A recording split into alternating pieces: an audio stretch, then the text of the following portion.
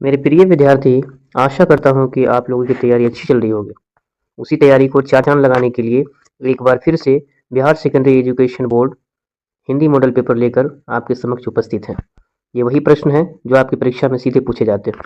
इससे पहले मैंने साइंस का सारे सेशन कंप्लीट कर चुके हैं, मैथमेटिक्स का सारे सेशन कंप्लीट कर चुके हैं। अब मैं हिंदी का सेशन लेकर के आपके सामने आया हूँ। इससे पहले अगर आप साइंस का और मैथ का नहीं देखे हैं तो उस वीडियो को भी देखें। बहुत ही विस्तार से और ट्रिक के माध्यम से आपको समझाने की कोशिश किया। हिंदी में 95 प्लस स्कोर चाहते हैं तो मेरे सेशन को पूरा देखना होगा। देखने के बाद खुद महसूस हो जाएगा कि आपका तैयारी कैसा है। तो मेरे साथ अंत तक जुड़े रहें, तभी पूरा लाभ होगा। तो चलिए स्टार्ट करते हैं। आपके स्क्रीन पर जो क्वेश्चन इस सेकेंडरी स्कूल एग्जामिनेशन 2026 माध्यमिक स्कूल परीक्षा 2026 का दिया गया है। जो यहाँ पर पहला क्वेश्चन हमारा होगा हिंदी का। हिंदी भाषा किस लिपि में लिखी जाती है? आप जब एग्जाम देने जाते हैं तो किस माध्यम में देते हैं? अंग्रेजी में देते हैं या फिर हिंदी में देते हैं? ये हिंदी में अगर देते हैं तो उसके लिए क्या आप लिखते हैं? वहाँ पर देवनागरी लिखते हैं। ये तो बेटर जानते हैं, लेकिन देवनागरी और किस किस भाषा की लिपि है? पहली भाषा अगर हम बात करें तो गुरुमुखी है। गुरुमुखी किस किस का है? पंजाबी का। किसका है? पंजाबी का गुरुमुखी होता है। पंजाबी लिखा जाता है लिपि। व्याकरण को लिखने की जो तरीका होती है उसको हम लिपि कहते हैं। किसी भी भाषा को लिखने के लिए लिपि की आवश्यकता होती है। ये क्या हो जाएगा? गुरुमुखी पंजाबी। देवनागरिक हो गया आपका हिंदी का। हिंदी के लिए हिंदी के अलावा क्या है? मराठी है। मराठी। मराठी के अलावा आप नेपाली लिखते हैं इसी भाषा में, इसी लिपि में। नेपाली लिखते हैं इसी लिपि में। उसके अलावा संस्कृत इसी लिपि में लिखते हैं। संस्कृत इसी लिपि में लिखते हैं। हिंदी, मराठी, नेपाली और संस्कृत ये सारे देवनागरिक में लिखते हैं। फारसी क्या हो गया? फारसी को और उर्दू को फारसी लिपि में लिखा जाता है। रोमन, अंग्रेजी या फ्रेंच, जर्मन, अन्य यूरोपीय जो भी भाषाएं हैं उनको हम रोमन में लिखते हैं। तो उम्मीद करते हैं कि ऐसा ही एक्सप्लेनेशन आपको चाहिए। हर एक क्वेश्चन पर हम डिस्कशन इसी तरीके से करेंगे ताकि आपका जो भी कन्फ्यूजन बना होगा ऑप्शन के साथ वो क्लियर हो जाए। तो हमारे साथ लास्ट तक बने रहे। अगर आपको अच्छा लग रहा हो तो अपने दोस्तों को भी शेयर करें ताकि उसे भी ज़्यादा से ज़्यादा फायदा हो और उसका भी बेस मजबूत हो और स्कोर 95 प्लस हो। आज का हमारा दूसरा क्वेश्चन है, स्वरों की मात्राओं तथा अनुस्वार एवं विसर्ग सहित एक व्यंजन वर्ण में 12 रूप होते हैं। इन्हें परंपरा के अनुसार क्या कहते हैं? क्या देवनागरी कहते हैं? देवनागरी तो लिपि हो गया। गुरुमुखी, बारामुखी या बाराखरी? बारामुखी कोई शब्द ही नहीं है। गुरुमुखी यहाँ पर हो जाएगा आपका बाराखरी हो जाएगा। बाराखरी इसका सही आंसर होगा। अगला प्रश्न हमारा है, श प्लस र से कौन सा वर्ण बनता है? क्या सर बनेगा? क्या श? ये संयुक्त है। इन दोनों को जोड़ने के बाद क्या शब्द बनेगा? सर बनेगा? नहीं, यहाँ पे क्या बन जाएगा? स्र बन जाएगा। स्र से और कौन कौन शब्द बनते हैं? स्र से हम लिखते हैं परिश्रम, स्र से लिखते हैं श्रम, श्रम, परिश्रम, परिश्रम, परिश्रम के अलावा लिखते हैं श्रीमान, श्रीमान, श्रीमान के अलावा लिखते हैं श्रद्धा, श्रद्धा, श्रद्धा के अलावा लिखते हैं श्रेय। ये सारे शब्द किससे आता है? स्र से। इसमें सौ उसके बाद प्लस रो, ये दोनों का मिक्सिंग होता है, संयुक्त वर्ड होता है जो लिखा जाता है। अगला प्रश्न हमारा, तो इसका सही आंसर क्या हो जाएगा आपका? सी हो जाएगा, स्र। अगला है, यदि तत्सम शब्दों में तालव श हो तो उसके तदव शब्दों में सौ के स्थान पर क्या होता है? आप देखेंगे यहाँ पर तत्सम कहा गया। संस्कृत भाषा में अगर ये श हो तो इसको तत्सम में, तदव में, यानी कि संस्कृत का बदला हुआ रूप में क्या हो जाएगा? तो वो क्या हो जाएगा? सिंपल स हो जाएगा। संस्कृत में अगर ये 100 है तो वो बदल जाएगा, किस में बदल जाएगा? 100 में बदल जाएगा, तदव में हो जाएगा। इसका सही आंसर क्या हो जाएगा?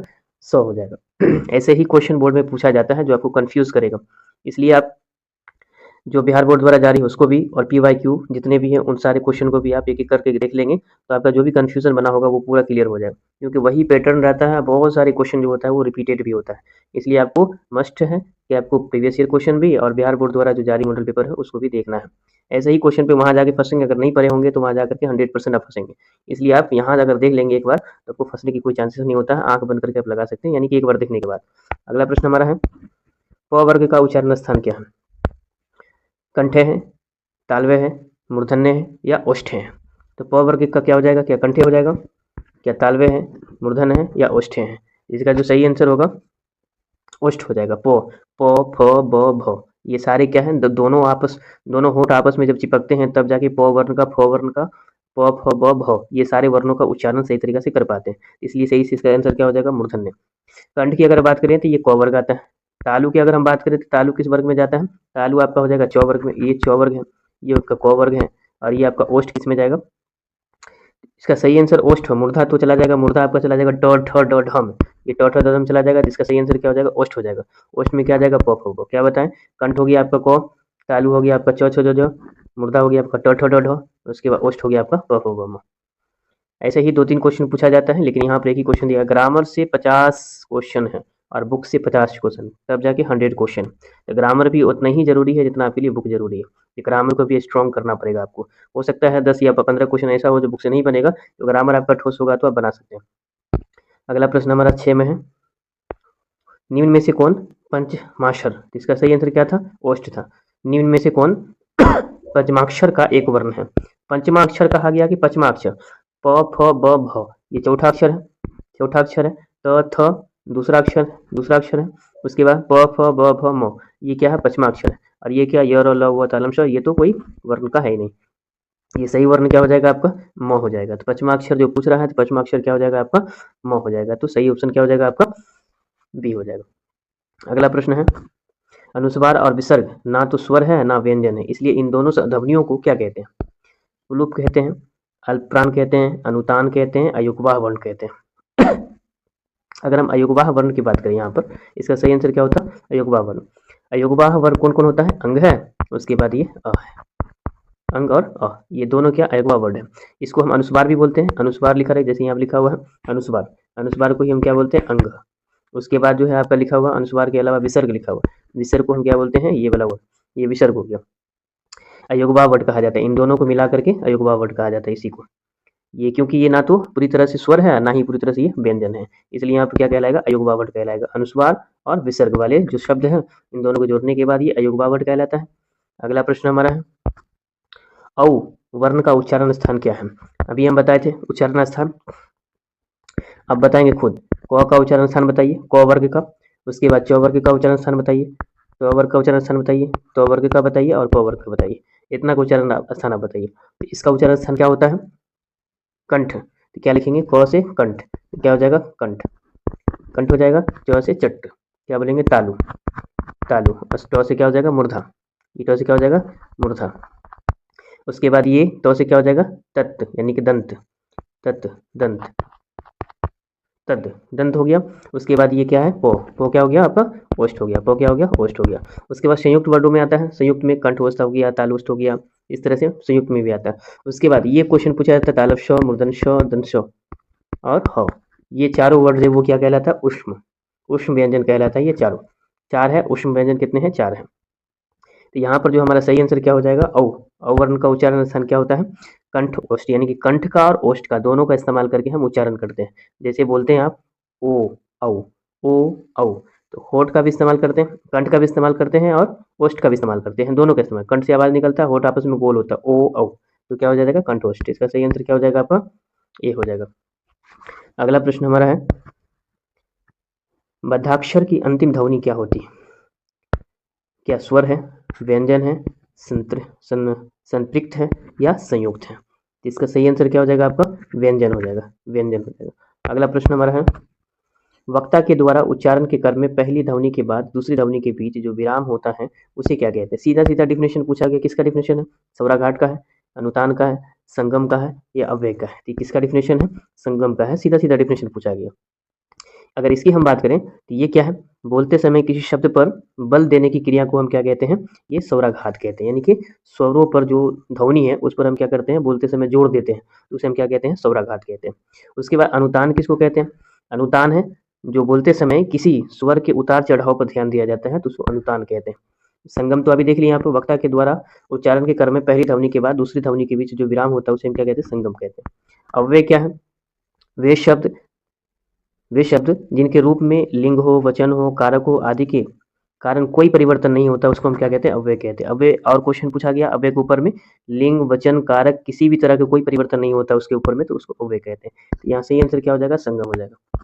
अगला प्रश्न है, दो वर्णों के मेल से होने वाले विकार को क्या कहते हैं? कारक कहते हैं, समास कहते हैं, संधि कहते हैं या अव्यय कहते हैं? इसका सही आंसर क्या हो जाएगा? इसका जो सही हो जाएगा क्या हो जाएगा? संधि हो जाएगा। दो वर्णों के मेल से होने वाले विकार, जैसे हम विद्यालय लिखते हैं, विद्यालय लिखते हैं, तो विद्यालय क्या है? पहले से आपका मेल है, यानी कि संधि है। जब इसको हम विकार करेंगे तो क्या हो जाएगा? विधा, विधा प्लस क्या हो जाएगा आले। आले विकार का मतलब होता है कि दोनों को अलग करते हैं, तो दोनों को जब अलग करते हैं तो विधा का अलग अर्थ होगा और आले का अलग अर्थ होता है। विधा का मतलब ज्ञान, आले मतलब जगह, जहाँ ज्ञान को अर्जित किया जाता हो उस जगह को कहते हैं विद्यालय। तो विधा प्लस आले, तो उसे हम दो वर्णों के मेल को हम क्या करते हैं, विकार करते हैं, दोनों को अलग करते हैं, तो संधि कहलाता है। और एग्जाम्पल अगर हम दें तो विद्यार्थी, विद्यार्थी को बोलेंगे विधा प्लस आर्थी, आर्थी। तो विधा प्लस आर्थी, विधा मतलब ज्ञान, आर्थी मतलब ग्रहण करने वाला, ज्ञान को ग्रहण करने वाले को क्या कहते हैं, विद्यार्थी। तो इसका सही आंसर क्या हो जाएगा, संधि हो जाएगा। अगला प्रश्न है, समास में आए पदों को छोड़कर जब किसी अन्य प्रधान की प्रधानता हो तब उसे कौन समास कहते हैं। आप पूरी तरह से फ्री होकर के बैठ जाएं, 100 क्वेश्चन हम इसी वीडियो में कराने वाले हैं, एक से लेकर के पूरा 100 क्वेश्चन तक। आपको पता चल जाएगा कि कितनी तैयारी आपकी है और कितना और मेहनत करने की जरूरत है। अगर आप इसमें से 80 प्लस सब्जेक्टिव का क्वेश्चन का जवाब दे देते हैं तो हम समझेंगे कि आपका तैयारी अच्छी है, लेकिन अगर उससे कमता है तो फिर आपकी तैयारी अच्छी नहीं है। आपको हर सेशन के साथ जुड़ना चाहिए और अच्छी से तैयारी करनी चाहिए। अभी समय है अपने आप को बदलने का, कोशिश करिए बदलने का, ज़्यादा से ज़्यादा वक्त किताब के साथ लगाइए ताकि आपका स्कोर अच्छा हो सके। तो चलिए क्वेश्चन है, समास में आए पदों को छोड़कर जब किसी अन्य पदार्थ की प्रधानता हो तब उसे कौन समास कहते हैं। अब वही भाव कहते हैं, तत्पुरुष कहते हैं, बहुब्रीहि समास कहते हैं या द्विगु समास कहते हैं। तो यहाँ पर इसका जो सही आंसर क्या हो जाएगा आपका, बहुब्रीहि समास हो जाएगा। क्या कहा गया यहाँ पर कि जो शब्द दे रखा है उन शब्द का प्रथम अर्थ नहीं होगा, द्वितीय अर्थ नहीं होगा, कोई अन्य अर्थ होगा। यहाँ पर अन्य पदार्थ की प्रधानता हो तो उसे हम क्या कहते हैं, बहुब्रीहि कहते हैं। जैसे अगर हम एग्जाम्पल यहाँ पे लिखे बहुब्रीहि का तो क्या हो जाएगा, पंकज। पंकज, जो कीचड़ में उगने वाले कमल को हम क्या कहते हैं, पंकज कहते हैं। तो यहाँ पर अर्थ पंकज है लेकिन इसका अर्थ कुछ और होता है, यानी कि कोई तीसरे अर्थ देगा, कोई अन्य अर्थ देगा तो उसे हम क्या कहते हैं, बहुब्रीहि कहेंगे। अव्ययी भाव किसको कहते हैं, अव्ययी भाव वो होता है जो उपसर्ग वाले शब्द होते हैं, वो अव्ययी भाव कहलाता है। तत्पुरुष हो गया जो कारक के भेद को, कारक के सिंबल को दिखाता है, उसे हम तत्पुरुष कहते हैं। द्विगु का मतलब होता है संख्या, जिस शब्द में आपको संख्या दिखेगा, जैसे अगर हम कहें चौराहा, 4 रास्तों का समूह, चौराहा, या कहेंगे नवरात्रि, इस तरह से कोई भी संख्या आपको दिखेगा तो द्विगु समास कहलाएगा। अगला प्रश्न है, उसी पर आधारित सवाल है, फिर से समास से ही लिया गया है। निम्न में से कौन शब्द तत्पुरुष समास का उदाहरण है। धर्मार्थ, सत्सई, प्रत्यंग, हरफनमौला। हरफनमौला तो ये धर्माधर्म, सत्सई, प्रत्यंग, ये सारे तत्पुरुष तो है नहीं, अलग अलग शब्द है ये। कोई कर्मधारे हैं, कोई इसमें से अव्ययी भाव है, कोई जैसे आपका इसमें से द्वंद्व समास है। यहाँ पर क्या है, हरफन मौला, हरफन मौला इसका क्या हो जाएगा, सही आंसर हो जाएगा। अगर हरफन की अगर हम बात करें, हरफन में मौला, तो क्या बोलते हैं, हरफन में, हरफन में मौला, में मौला। तो हरफन में मौला, तो में क्या है, यहाँ पर कारक का सिंबल है, तो कारक का सिंबल है तो इसलिए यहाँ पर तत्पुरुष में क्या होगा, कारक का सिंबल आपको दिखेगा तो वो क्या हो जाएगा, सही आंसर हो जाएगा। कारक को पहचानने के तरीका, तत्पुरुष को पहचानने का तरीका कारक का सिंबल रहेगा, तत्पुरुष कहलाएगा। अगला प्रश्न है, यशोधरा शब्द का संधि विच्छेद क्या है। यशोधरा शब्द ही क्या है आपका, व्यंजन संधि है, विसर्ग संधि है, विसर्ग संधि है, विसर्ग संधि है। अब विसर्ग का सिंबल क्या होता है, विसर्ग का जो सिंबल होता है, विसर्ग का सिंबल होता है ये। अब जिसमें ये वाला पॉइंट देखेगा वो क्या हो जाएगा, सही आंसर हो जाएगा। यशोधरा, यशः प्लस धरा, ये क्या हो जाएगा, इसका सही संधि विच्छेद होगा। अगला प्रश्न है, उद्यन शब्द का संधि विच्छेद क्या होगा। ये आपका व्यंजन संधि का उदाहरण है, व्यंजन संधि का उदाहरण। व्यंजन संधि, व्यंजन संधि में क्या है कि दो को हम तो में बदल देते हैं और तो को दो में बदल देते हैं, तो को दो में बदल देते हैं। यहाँ पे दो दिखेगा तो में बदलना है, तो दिखेगा तो दो में बदलना है। तो दो है तो क्या हो जाएगा, इसमें दो दे रखा है, इसमें भी दो दे रखा है, इसमें भी दो दे रखा है, इसमें नहीं है दो, इसमें तो में बदल गया। तो उत्त क्या हो जाएगा आपका, देन। उत्तदेन क्या हो जाएगा, इसका सही आंसर होगा। अगला प्रश्न, निम्नलिखित में से कौन शब्द शुद्ध है, जो सना है, प्रज्वलित है, कृत्य है या भस्मीभूत है, भस्मीभूत है। अगर यहाँ पर हम बात करें इसका शुद्ध शब्दों की, शुद्ध शब्द क्या हो जाएगा, इसमें जो आपको सही दिख रहा है कौन लिखा हुआ, प्रज्वलित, ये क्या है, बिल्कुल सही लिखा हुआ। अगर इसका हम सही रूप देखें तो सही कैसे लिखा जाएगा, इसको हम लिखेंगे ज्योत, ज्योत आधा सो ना करना, ज्योत सना, ऐसे लिखा होता है, लेकिन ऐसे नहीं लिखा हुआ, ये गलत है। कृत्य कृत्य, कृत्य कृत्य में, कृत्य कृत्य में ये क्या है, हर्षु दुर्गु का गलती है। इसमें देखेंगे भस्मीभूत, भस्मीभूत को अगर हम लिखे तो ऐसे लिखा जाएगा भस्मी, दुर्गी, तो यहाँ पर हर्षिकार से लिखा हुआ तो ये नहीं होगा। तो इसका सही आंसर क्या हो जाएगा आपका, प्रज्वलित। अगला प्रश्न है, शुद्ध शब्द में 2 पूछा जाता है, वाक्य में 2 पूछा जाता है, समास में 3 पूछा जाता है, संधि में 2 पूछा जाता है। इस तरह से क्वेश्चन पूरा करके 50 क्वेश्चन आपको ग्रामर सेक्शन से पूछा जाता है। माजरत चाहेंगे। निम्नलिखित में से कौन शब्द अशुद्ध है?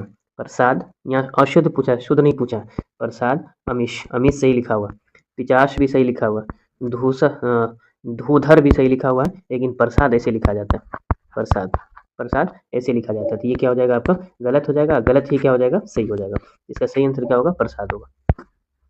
निम्न में कौन प्रश्नवाचक चिन्ह है? ये तो बिल्कुल इजी है, प्रश्नवाचक चिन्ह है। तो ये प्रश्न जो क्वेश्चन पूछने का सिंबल होता है वही प्रश्नवाचक सिंबल कहलाता है। लेकिन अगर ये किसका सिंबल है?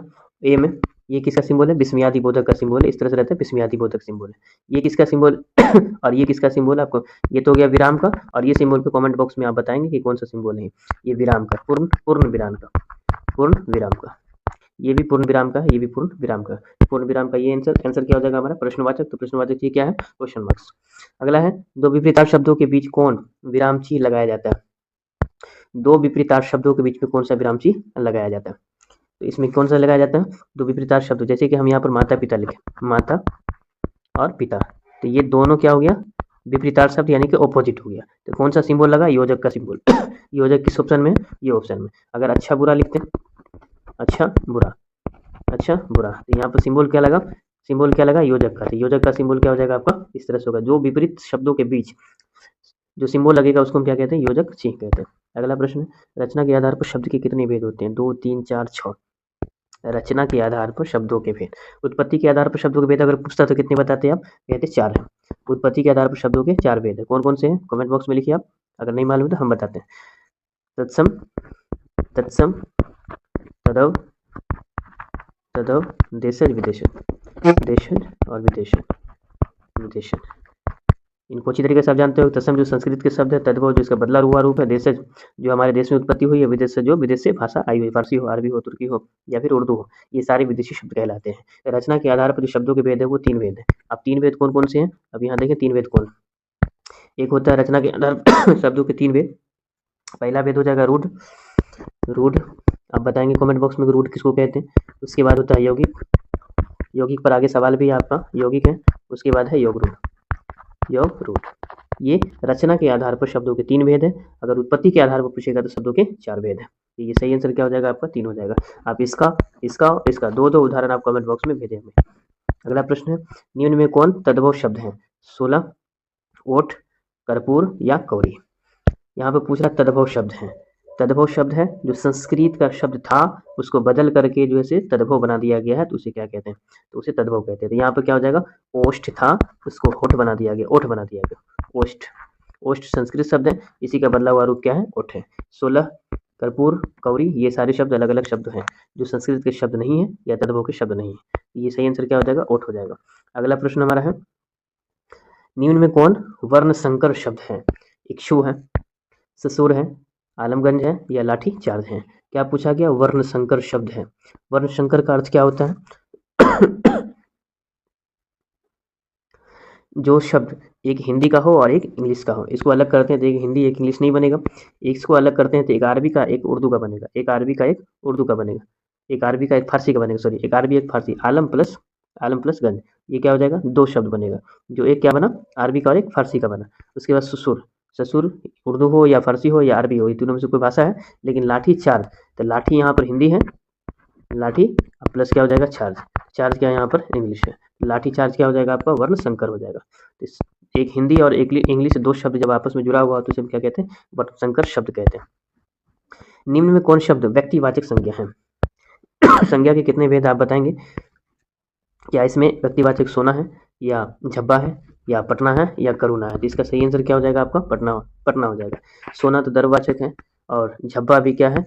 झब्बा आपका कौन सा है? झब्बा हो गया आपका समूहवाचक, समूहवाचक हो जाएगा। और करुणा हो गया आपका भाववाचक हो गया। सोना हो गया आपका द्रव्यवाचक हो गया। पटना क्या हो गया? व्यक्तिवाचक हो गया, व्यक्तिवाचक हो गया।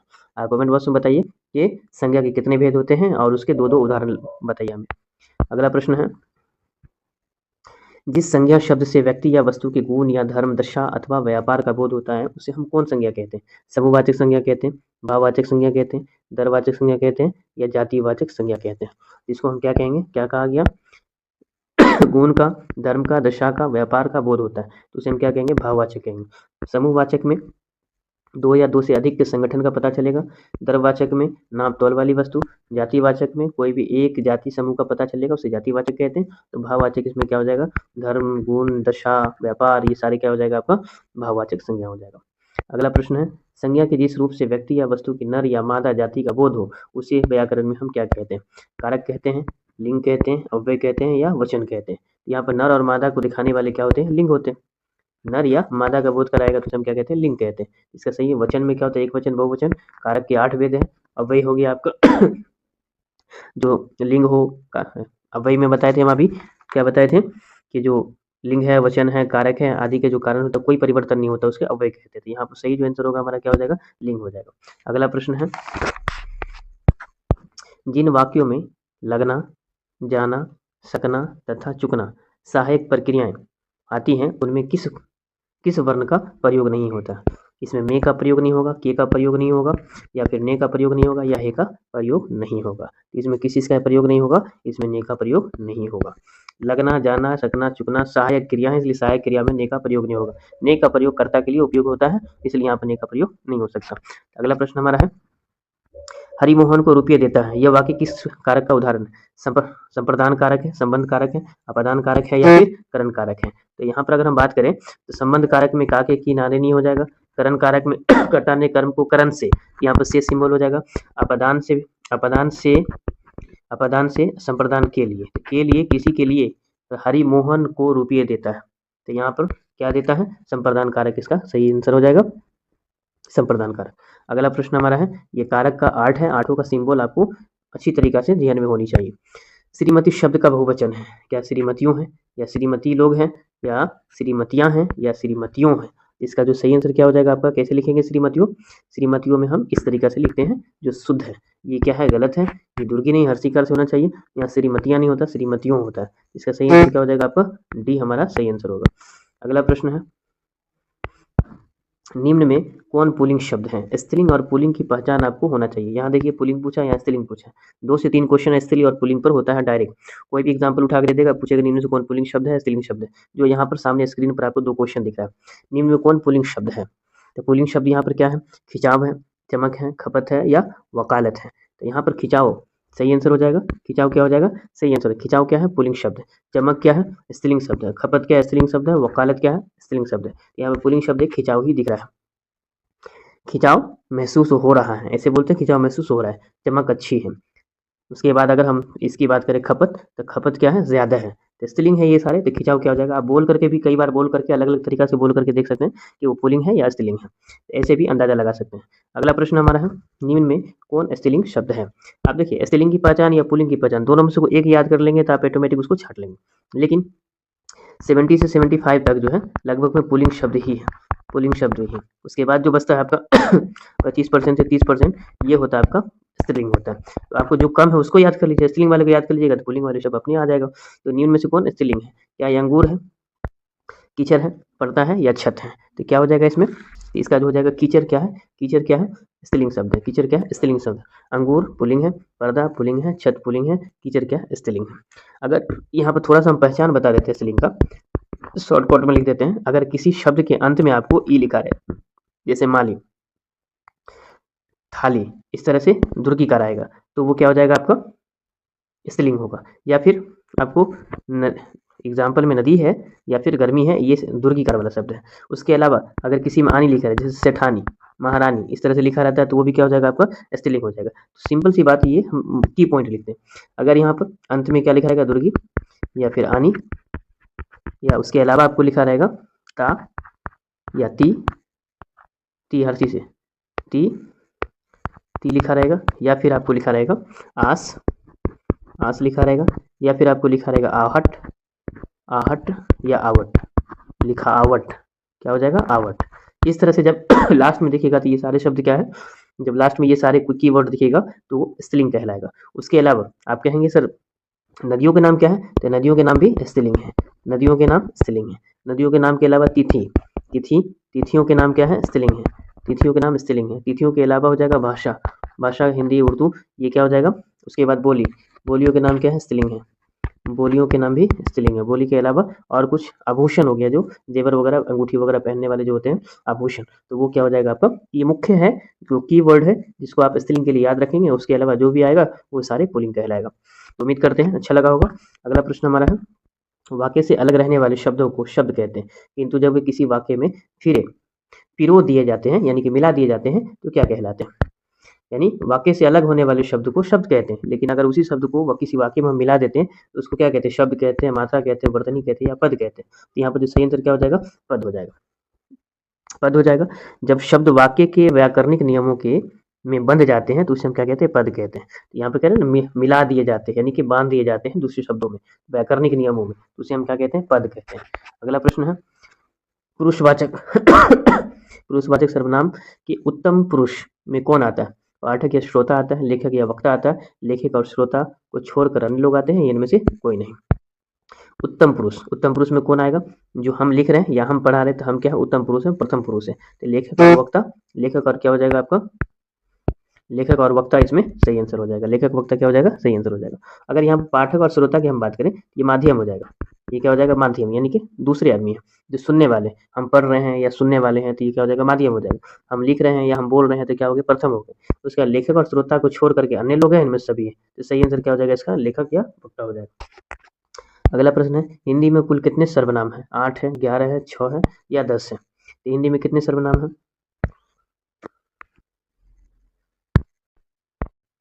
हिंदी में कुल कितने सर्वनाम हैं, 8 है, 11 है, 6 है या 10 है। तो यहाँ पर क्या है, सर्वनाम कितना है, 11 है। आप मेरे साथ लिखेंगे कितने सर्वनाम है, 11 है। तो 11 में क्या हो जाएगा, जैसे मैं के बाद तू के अलावा क्या आ जाएगा, आप के अलावा आ जाएगा य के बाद आ जाएगा वो, कितना हो गया, 1 2 3 4 5 6। उसके अलावा आ जाएगा जो के अलावा आ जाएगा सो के अलावा आ जाएगा आपका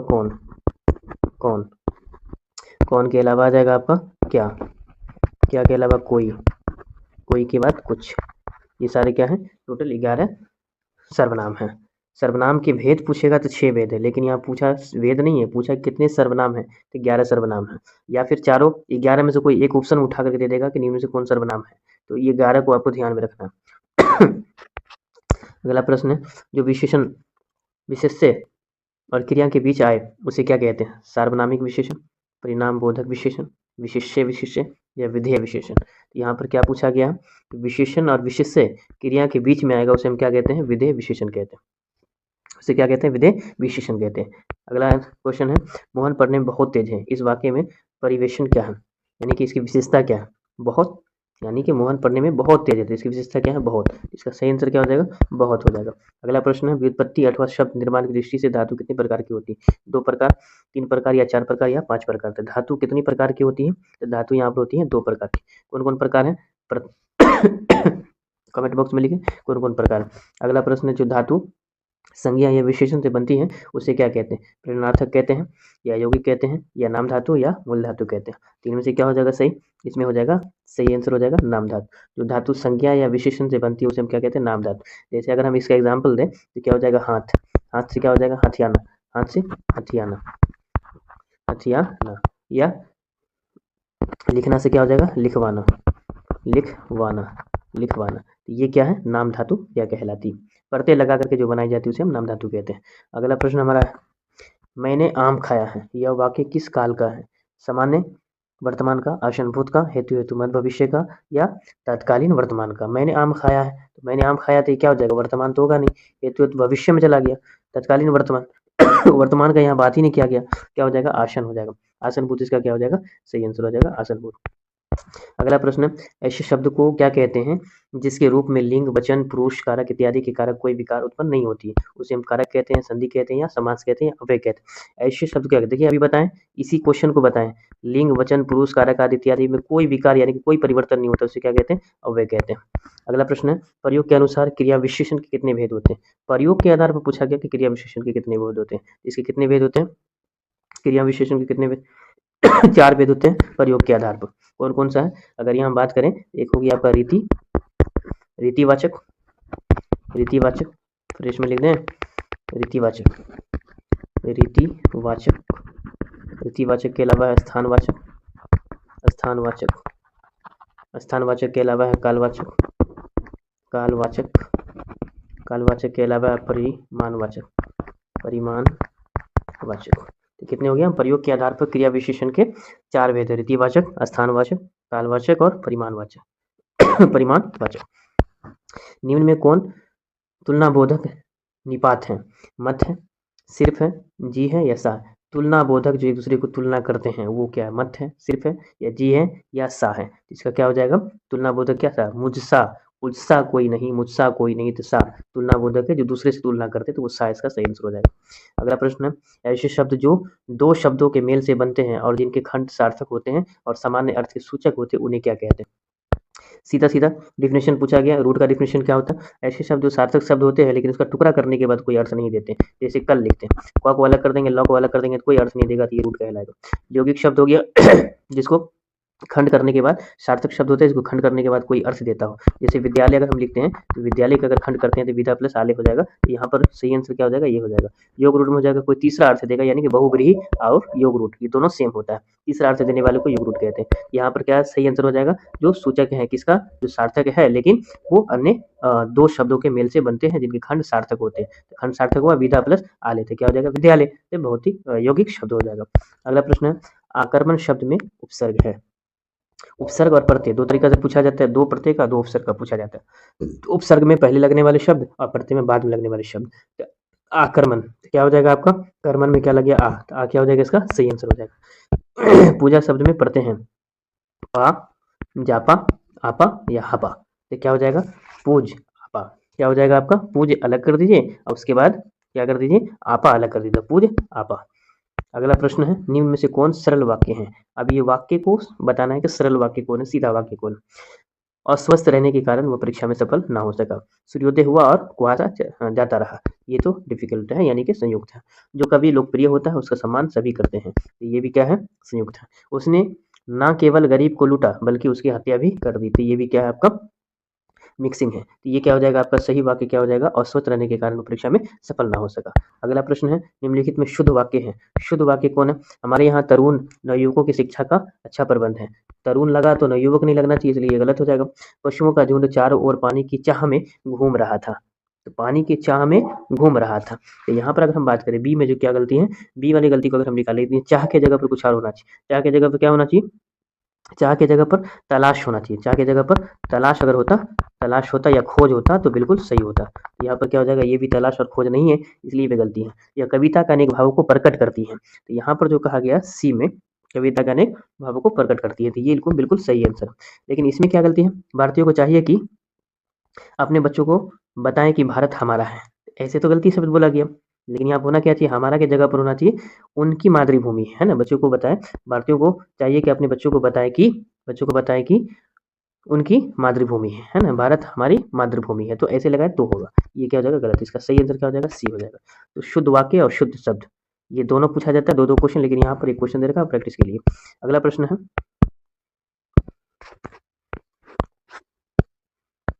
समुद्र शब्द, समुद्र शब्द का पर्यायवाची शब्द है अरविंद, सिंधव, अर्णव या पतंग। समुद्र का पूछा गया तो समुद्र का क्या होता है? अपर्व, अपर्व, अर्पण, अर्पण। समुद्र का और क्या क्या संधि पर्यायवाची शब्द होते हैं? कमेंट बॉक्स में लिखें जब तक हम लिख रहे हैं। तो एक हो जाएगा सागर, सागर समुद्र को ही बोलते हैं।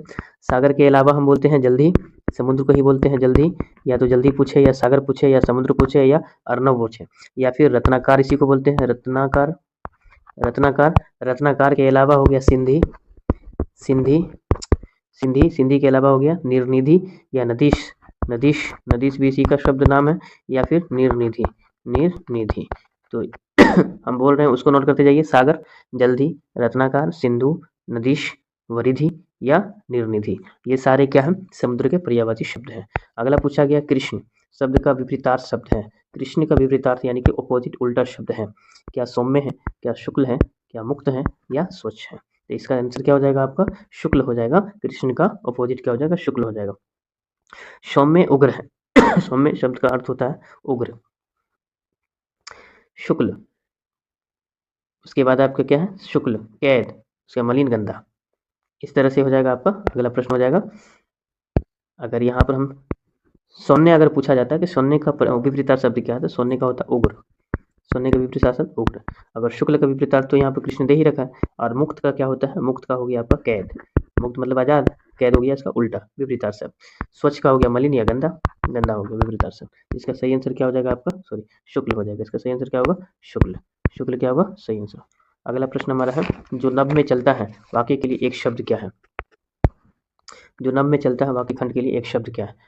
अलौकिक, निश्चारण, चेचर या प्रत्यागत। इसका सही आंसर क्या हो जाएगा? चेचर हो जाएगा। चेचर क्या है?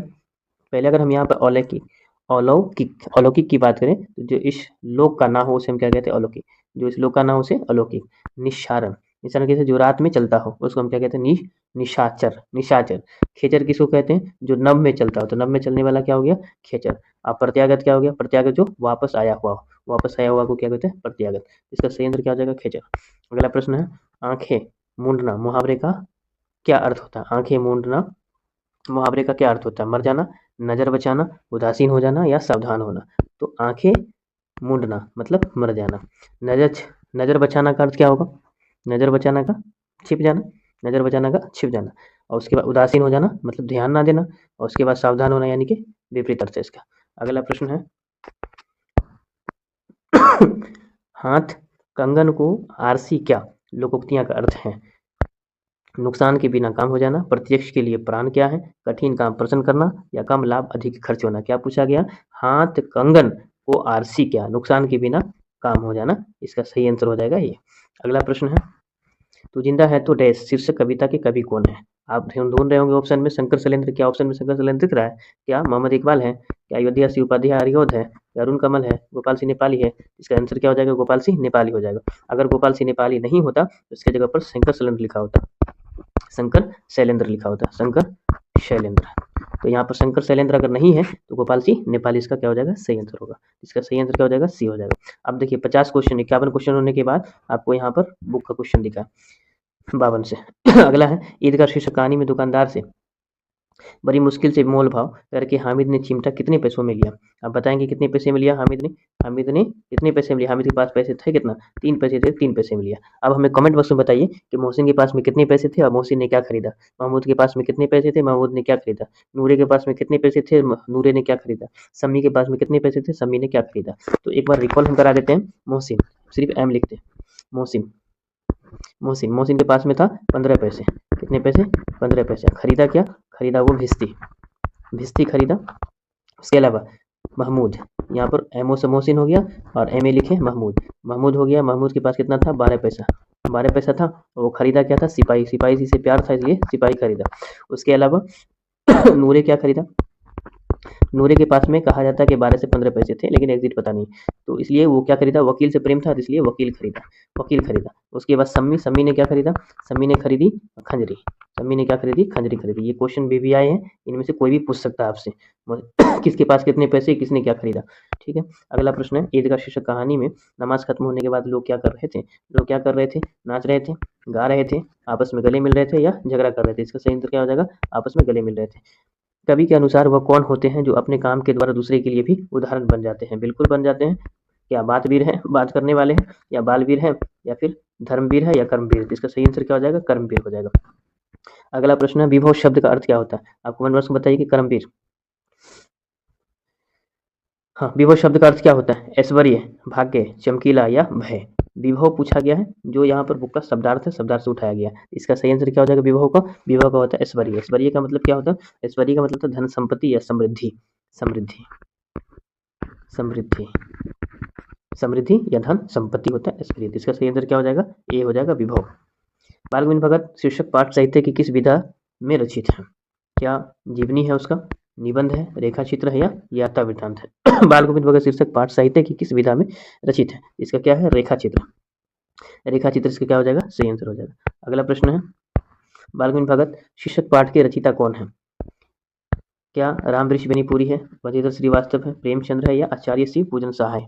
तो कौन लिखा है ये? कामता प्रसाद जी। किसका? 58। इसका सही आंसर क्या हो जाएगा?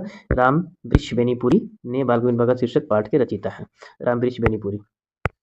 अगला प्रश्न, पठित पाठ के लेखक के अनुसार छोटानागपुर में कई दर्शनीय झरने हैं, पर उनमें से कौन झरना सबसे निराला है? क्या मेरवा घाघ का झरना है, या दस्सम का झरना है, या हिरनी का झरना है, या हुन्नू का झरना है। इसका सही आंसर क्या हो जाएगा? हुन्नू का झरना, हुन्नू का जलप्रपात। अगला प्रश्न है, पठित पाठ के आधार पर बताइए कि किसने कहा कि साधे की पवित्रता व महत्ता तभी है जब उसका साधन भी महान हो। कोई खूबसूरत जगह पहुंचने के लिए मार्ग भी खूबसूरत होना चाहिए, ऐसा बात किसने कहा? तो महात्मा गांधी जी ने कहा था ये बात। इसका सही आंसर क्या हो जाएगा? महात्मा गांधी। अगला प्रश्न हमारा है, कवि बिहारी की नायिका ने किस कारण से नायक कृष्ण की मुरली को छिपा करके रख दी थी? हाँ, कवि बिहारी की नायिका ने किस कारक से नायक कृष्ण की मुरली को छिपा करके रख दी थी? गुस्सा के कारण, धन ऐंठने के कारण, बातचीत करने के आनंद के लोभ में, या बदला लेने से? यहाँ पर सही आंसर क्या हो जाएगा? बातचीत करने के आनंद के लोभ में उन्होंने मुरली को छिपा करके रख दी थी। अगला प्रश्न है, निम्न में से किस कवि के दोहे गागर में सागर है? क्या मोहम्मद इकबाल के, बिहारी के, अरुण कमल के, या नरोत्तम दास के? तो थोड़े शब्दों में बहुत कुछ कह देना गागर में सागर कहलाता है। गागर में सागर क्या हो गया? थोड़े शब्दों में बहुत कुछ कह देना। तो ये किसके लिए है? बिहारी। अगला प्रश्न है, पाठ्य पुस्तक में कौन शीर्षक कहानी अंजलि की कहानी है जिसमें मिथिलांचल की लोक संस्कृति का प्रभावी वर्णन है? ठेस है, ईदगाह है, खेमा है, या इनमें से कोई नहीं? क्या पूछा गया आपको? अंजलि की कहानी मिथिलांचल से लिया गया था। मिथिलांचल से किस कहानी को लिया गया है? मिथिलांचल से आपको ठेस कहानी फणीश्वरनाथ रेणु, किसका लिखा हुआ? फणीश्वरनाथ रेणु। ठेस कहानी फणीश्वरनाथ रेणु से लिया गया। अब आप बताएंगे कौन सी विधा है? विधा आप बताएंगे। इसके हाथ की बुनी फटी शीतल पाटी को छू करके सृजन कसम खाता है कि अब यह काम नहीं करूंगा। क्या अपने माँ की, अपने पिता की, या फिर घर वाले के, या फिर खुद की? तो अपने माँ की शीतल पाटी को छू करके वो कहता है कि मैं कसम खाता हूँ कि अब यह काम नहीं करूंगा। अगला प्रश्न है, नैनू शब्द का अर्थ क्या होता है? मक्खन, नमकीन, या विशेष प्रकार की चटाई, या एक प्रकार की घास? इसका सही नैनू का मतलब होता है मक्खन। नैनू मत रही थी, ऐसा पढ़े होंगे आप तो मक्खन हो जाएगा इसका मतलब। वो मेरा काम गरीबों की हिमायत करना, दर्दमंदों से ज़ईफ़ों से मोहब्बत करना। प्रस्तुत पंक्तियाँ किस शीर्षक पाठ से हैं? तो ये किस पाठ से है? करमवीर से है, या खुश बरसते हाथ से है, बच्चे की दुआ से, या तू जिंदा है तू? इसका सही आंसर क्या हो जाएगा? बच्चे की दुआ से। अब बताएंगे बच्चे की दुआ किसके द्वारा लिखा गया है, लिखित है? कमेंट सेक्शन में बताएं, और कौन सी विधा है वो भी बताएंगे। अगला प्रश्न है, अशोक का शस्त्र त्याग शीर्षक पाठ साहित्य की किस विधा में रचित है? किस विधा है अशोक का शस्त्र त्याग? ये कहानी है, रेखा चित्र है, एकांकी है, निबंध है? अशोक का शस्त्र त्याग क्या है आपका? एकांकी है, एकांकी है। अगला प्रश्न है, अशोक का शस्त्र त्याग शीर्षक पाठ में अशोक और उसके सभी सरदार पीले वस्त्र धारण किए हुए उसके उनके सामने कौन बैठे हुए? अशोक के पिता, एक बौद्ध भिक्षु, कलिंग के राजा, मगध के राजगुरु? तो यहाँ पर क्या है? सही आंसर अशोक के पिता होगा, या एक बौद्ध भिक्षु है, कलिंग के राजा है, या मगध के राजगुरु हैं? तो कौन बैठे हुए थे उसके सामने में? उसके सामने बैठे हुए थे एक बौद्ध भिक्षु बैठे हुए थे। अगला प्रश्न हमारा है, ईर्ष्या तू न गई मेरे मन से शीर्षक पाठ में वकील साहब का कलेजा किनके विभव की वृद्धि से जलता रहता है? तो उसके सामने में जज साहब के, या फिर डॉक्टर साहब के, मास्टर साहब के, या बीमा एजेंट के? तो इसका आंसर क्या हो जाएगा? बीमा एजेंट के। अगला प्रश्न, ईर्ष्या तू न गए मेरे मन से शीर्षक पाठ के अनुसार किसने किसने तू न गए मेरे मन से के अनुसार किसने कूचे से निकलते समय जोरों का एक ठहाका लगाया और कहा कि यार ये तो बाजार की मक्खियां हैं जो आकर हमारे चारों ओर भिन भिनाया करती हैं? क्या है? नित्से ने कहा, किसने कहा? नित्से ने कहा, या फिर वकील साहब ने कहा, बीमा एजेंट ने कहा, या ईश्वरचंद विधा सागर ने कहा? तो किसने ये शब्द का इस्तेमाल किया था? वो वकील साहब ने कहा। अगला प्रश्न हमारा है, कबीरदास हिंदी साहित्य के किस काल के कवि थे? कबीरदास हिंदी साहित्य के किस काल के थे? आदिकाल, भक्तिकाल, रीतिकाल, या आधुनिक काल? इस काल के कवि थे? तो ये भक्ति काल के कवि थे, ये भक्ति काल के कवि थे। अगला प्रश्न हमारा है, मोको कहाँ ढूंढे बंदे मैं तो तेरे पास में, ना मैं के देवल ना मैं मस्जिद ना काबे कैलाश में? प्रस्तुत पंक्तियां रचित कौन है? किसके द्वारा लिखी गई है? क्या कबीरदास की है, बिहारी की है, नरोत्तम दास की है, या गोपाल सिंह नेपाली की है? तो ये किसकी लिखा हुआ कविता है? किसकी लिखी हुई कविता है? कबीरदास की दोहा है, कबीरदास की दोहा है। मुको कहाँ ढूंढे बंदे मैं तो तेरे पास में, ना मैं देवल ना मैं मस्जिद ना काबे कैलाश में? ये पंक्ति कबीरदास की लिखी हुई है। अगला प्रश्न है, किंवदंती के अनुसार किस यक्ष को दमित कर उस स्थान पर विहार बनाया गया जिस कारण उस स्थान का नाम विक्रमशिला पड़ा?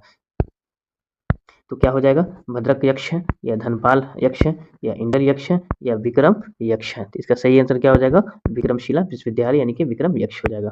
अगला प्रश्न है, दीदी की डायरी शीर्षक पाठ की संजू किस कक्षा में पढ़ती है? छठी क्लास में, 7वीं में, 5वीं में, या 8वीं में? सही आंसर क्या हो जाएगा? 8वीं क्लास में पढ़ती है। दीदी की डायरी शीर्षक पाठ के अनुसार तोतो चांद जिस स्कूल में पढ़ती थी वह कहाँ चलता था?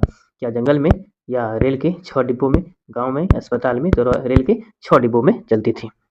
अगला प्रश्न हमारा है, पीपल शीर्षक कविता के कवि कौन है? गोपाल सिंह नेपाली है, नरोत्तम दास है, अरुण कमल है या मोहम्मद इकबाल है? तो पीपल के कौन लेखक हैं? लेखक के नाम बताइए। तो गोपाल सिंह नेपाली के द्वारा लिखा गया है पीपल। अगला प्रश्न है, पीपल शीर्षक कविता के अनुसार कौन रात भर रो रो करके भोर कर देता है? भोर है, चकोर है, पीपल है या मेढक है? इसका सही आंसर क्या हो जाएगा? चकोर। चकोर का मतलब होता है पक्षी। पक्षी पक्षी क्या? चकोर। अगला प्रश्न हमारा है, दीनबंधु निराला शीर्षक पाठ किस प्रतिष्ठित साहित्यक पर लिखा गया है? सूर्यकांत त्रिपाठी निराला पर, रामकांत त्रिपाठी निराला पर या रविकांत त्रिपाठी निराला पर या भोजकांत त्रिपाठी निराला पर? इसका सही आंसर क्या हो जाएगा आपका? ये सूर्यकांत त्रिपाठी निराला, सूर्यकांत त्रिपाठी निराला। अगला प्रश्न, दीनबंधु निराला शीर्षक पाठ के लेखक हैं रामवृक्ष बेनीपुरी, कामता प्रशासी काम या फिर आचार्य शिव पूजन सहाय, रामधारी सिंह दिनकर? दीनबंधु निराला, दीनबंधु निराला किस लिया गया? तो आपका सही आंसर क्या हो जाएगा आपका? आचार्य सिंह पूजन सहाय। दीनबंधु निराला शीर्षक पाठ के प्रतिष्ठित साहित्य पर लिखा गया तो वो सूर्यकांत त्रिपाठी निराला पर, और यहाँ पर दीनबंधु निराला शीर्षक पाठ के लेखक कौन? आचार्य सिंह पूजन सहाय। अगला प्रश्न है, खेमा शीर्षक कहानी किस सामाजिक कुप्रथा को उभारने वाली कहानी है? जाति प्रथा है, दहेज प्रथा है, लिंग भेद है या बाल मजदूरी है? जाति प्रथा है, दहेज प्रथा है, लिंग भेद है या बाल मजदूरी है? खेमा शीर्षक किस पर है? तो ये बाल मजदूरी पर आधारित है। खेमा कहानी बहुत अच्छी तरीके से समझे होंगे या पढ़े होंगे। अगला प्रश्न हमारा है, खेमा शीर्षक पाठ में मुक्ता काशी होटल का मालिक कौन था? कौन था? लेखक स्वयं थे, खेमा थे या कसारा था या खेमा के पिता था? खेमा के पिता तो उसको बेच दिया था, खेमा तो खुद स्वयं काम करने आया था मुक्ता काशी होटल में, लेखक तो यहाँ पर कोई रोल ही नहीं है। कसारा क्या हो जाएगा? इसका सही आंसर होगा। अगला प्रश्न है, कवि अरुण कमल के अनुसार गंदे मोहल्ले के गंदे लोग क्या बनाते हैं? पटाखा बनाते हैं, लड्डू बनाते हैं, घड़ी बनाते हैं या अगरबत्तियाँ? तो क्या हो जाएगा? अगरबत्तियाँ बनाते हैं। कवि अरुण कमल के अनुसार उभरी नसों वाले हाथ, घिसे नाखून वाले हाथ, गंदे कटे पीटे हाथ, जख्म से कटे हुए हाथ क्या कहते हैं? भिक्षा मांगते हैं, खुशबू रचते हैं या फिर प्रार्थना करते हैं या कूड़ा चुनते हैं? तो क्या हो जाएगा? खुशबू रचते हैं। अगला प्रश्न है, पठित पाठ के आधार पर बताइए कि कौन नरेगा कार्यस्थल के ठेकेदार के सामने बच्चों के जुलूस की नेत्री के रूप में तनकर खड़ी हो गई? हौसले की उड़ान से चैप्टर से लिया गया है। हौसले की उड़ान में किस किस का नाम आया वो आप कमेंट सेक्शन में बताएंगे। कदम का आया था, गुड़िया का आया था, सोनिका और जैनब का, चारों का नाम आया था। लेकिन कौन थी जो एक ठेकेदार के सामने में तन करके खड़ी हो गई थी? कार्यस्थल के जो ठेकेदार था उसके सामने में तन करके खड़ी हो गई थी, उसका नाम क्या था? उसका नाम था गुड़िया। सही आंसर क्या है? गुड़िया। हौसले की उड़ान शीर्षक पाठ के अनुसार कदम बड़ी होकर के क्या बनना चाहती है? कदम बड़ी होकर के क्या बनना? अध्यापिका, राजनेता, वकील या डॉक्टर? कदम क्या बनना चाहती थी? डॉक्टर बनना चाहती थी। इसका क्या हो जाएगा? डॉक्टर। अगला प्रश्न, जननायक कर्पूरी ठाकुर के पिता का नाम क्या है? रामा ठाकुर है, गोकुल ठाकुर है, दसाई ठाकुर है या फिर भीम ठाकुर है? इसके पिता का नाम क्या हो जाएगा? गोकुल ठाकुर इसके पिताजी के नाम थे। जननायक कर्पूरी ठाकुर शीर्षक पाठ साहित्य की किस विधा में रचित है? जीवनी है, रेखा चित्र है, कहानी है या निबंध है? तो कहाँ से लिया गया? ये जननायक कर्पूरी ठाकुर जो शीर्षक पाठ है वो कौन सी विधा है? जीवनी है, रेखा चित्र है, कहानी है या निबंध है? इसका सही आंसर क्या हो जाएगा? जीवनी हो जाएगा। जीवनी इसका सही आंसर है। अगला प्रश्न है, कल्पतरु शब्द का अर्थ क्या होता है? गरीब, प्रार्थना या उद्देश्य या इच्छा पूर्ति करने वाला काल्पनिक पेड़? बिल्कुल यहाँ पर क्या हो जाएगा? सही आंसर इच्छा पूर्ति करने वाला काल्पनिक पेड़। कल्पतरु अपनी कल्पनाओं को पूरा करने वाला जो पेड़ होते हैं उसे हम क्या कहते हैं? इच्छा पूर्ति करने वाला काल्पनिक पेड़ कहते हैं। जननायक कर्पूरी ठाकुर ने 1970 एवं 1977 में बिहार सरकार के किस पद को सुशोधित किया? क्या गृह मंत्री बने थे, उप मुख्यमंत्री बने थे या मुख्यमंत्री बने थे या पशुपालन मंत्री बने थे? क्या बने थे? मुख्यमंत्री बने थे। अगला प्रश्न है, झांसी के राजा की मृत्यु के उपरांत किस अंग्रेज अधिकारी ने झांसी राज्य को हड़पने की सोची? पठित कविता के आधार पर बताएंगे। विलियम हेयर है या चार्ल्स कैनिंग है या लॉर्ड माउंटबेटन है या डलहौजी है? डलहौजी का नाम भी आया था कविता में, डलहौजी इसका क्या हो जाएगा? सही आंसर हो जाएगा। अगला प्रश्न, कानपुर के नाना की मुंहबोली बहन छबीली कौन थी? कान्हा थी या झलकारी थी या मुंड्रा थी या लक्ष्मीबाई? इसका क्या हो जाएगा? सही आंसर लक्ष्मीबाई। अगला प्रश्न, झांसी की रानी शीर्षक कविता की कवित्री कौन है? माधवी वर्मा है, सुभद्रा कुमारी चौहान है, सहजोबाई है या अनामिका है? तो इसका सही आंसर क्या हो जाएगा? आंसर हो जाएगा आपका सुभद्रा कुमारी चौहान। सुभद्रा कुमारी चौहान इसका क्या हो जाएगा? सही आंसर होगा। अगला प्रश्न है, चिकित्सा के चक्कर शीर्षक पाठ के लेखक कौन है? बेडब बनारसी है, प्रेमचंद्र है, रामवृक्ष बेनीपुरी या बंशीधर श्रीवास्तव? बेडब बनारसी इसका क्या है? सही आंसर चिकित्सा का चक्कर, चिकित्सा चक्कर बेडब बनारसी। अब इसमें विधा बताइएगा, इसका विधा कौन सा है? विधा अगर आप बताएं तो विधा क्या हो जाएगा? हास्य व्यंग। ये कौन सा है? हास्य व्यंग, यानी कि खूब हंसाने वाली कहानी, हास्य व्यंग है, हास्य व्यंग है। इसके लेखक कौन है? कृष्णदेव प्रसाद गौर दूसरा नाम है इसका। अगर बेडब बनारसी नहीं लिखा रहेगा तो क्या लिखा रहेगा? कृष्ण कृष्णदेव प्रसाद गौर है ना। बेटे बनारसी नहीं लिखा रहेगा तो कृष्णदेव प्रसाद गौर लिखा रहेगा, इसलिए याद रखेंगे कृष्णदेव प्रसाद लिखा रहेगा, बेटे बनारसी नहीं रहेगा, कंफ्यूज नहीं होना है। तो यहाँ पर क्या हो जाएगा आपका बेटे बनारसी सही आंसर होगा। इसका विदा कौन है? हाजिर व्यंग है। इसका दूसरा नाम क्या? कृष्णदेव प्रसाद। अगला प्रश्न है, चिकित्सा के चक्कर शीर्षक पाठ के अनुसार डॉक्टर चूहानाथ कटर्जी कहाँ से क्या करके आए थे? कहाँ से डिग्री लेकर आए थे? FRCS की उपाधि प्राप्त की थी। FRC की उपाधि कहाँ से प्राप्त की थी इन्होंने? लंदन से, न्यूयॉर्क से, पटना से या ढाका से? ये लंदन से प्राप्त किए थे। कौन सा डिग्री? FRCS डिग्री प्राप्त किए थे। अगला प्रश्न है, लेखक बेटा बनारसी के अनुसार वे कौन थे जो रहते थे बनारस में मगर कान काटते थे लखनऊ के? इसका सही आंसर क्या हो जाएगा आपका? हकीम साहब थे, हकीम साहब। अगला प्रश्न है, प्रादुर्भाव शब्द का अर्थ क्या होता है? सावधानी, प्रकट होना या तरोताजा होना या समाचार हो जाएगा। प्रादुर्भाव का अर्थ क्या होता है? प्रकट होना। प्रादुर्भाव का अर्थ जो है प्रकट होना, तो प्रकट होना क्या हो जाएगा? सही आंसर। अगला प्रश्न है, पठित पाठ के आधार पर बताइए कि किसने मुकदमा को द्वारिकाधीश श्री कृष्ण के पास जाने को विवश कर दिया था? सुदामा की पत्नी थी या सुदामा के पिता थे या भाई थे या मित्र थे? तो सुदामा की पत्नी ने। अगला प्रश्न है, सुदामा चरित्र शीर्षक की काव्य भाषा है ब्रज भाषा, खड़ी बोली, अवधी या मैथिली? सुदामा चरित्र का जो लैंग्वेज है, जो कविता की जो पोयम है, उसका जो लैंग्वेज है वो किस भाषा में लिखा गया? तो वो है आपका ब्रज भाषा में लिखी गई है, ब्रज भाषा में लिखी गई। अगला प्रश्न हमारा है, सुदामा चरित्र शीर्षक कविता के कवि कौन है? हरिऔध है, बिहारी है, कबीरदास है या नरोत्तम दास है? तो इसका क्या हो जाएगा आंसर? नरोत्तम दास इसका सही आंसर हो जाएगा, सी नंबर। अगला प्रश्न और आज का लास्ट क्वेश्चन हमारा 100 क्वेश्चन है, रावट के हिरण के बच्चे को शीर्षक कविता के अनुसार कौन है? अयोध्या सिंह उपाध्याय हरिऔध है, शंकर शैलेंद्र है, गोपाल सिंह नेपाली है, राजेंद्र प्रसाद मिश्र है? इसका जो सही आंसर हो जाएगा आपका राजेंद्र प्रसाद मिश्र हो जाएगा। अब बताएंगे रावट के हिरण के बच्चे कविता है इसकी विधा और लेखककार कौन है? राजेंद्र प्रसाद है। मैंने इस वीडियो में 1 से लेकर के 100 तक प्रश्नों को ऑब्जेक्टिव हल किया हिंदी का, जो क्लास 10th के इस साल 2026 में एग्जाम देने वाले बच्चे के लिए भी आए हैं, तो एक बार इसको रिवीजन करके अच्छी तरीके से जाए। आज के लिए बस इतना ही, फिर मिलते हैं नेक्स्ट सेशन में नेक्स्ट वीडियो के साथ। Thanks for watching.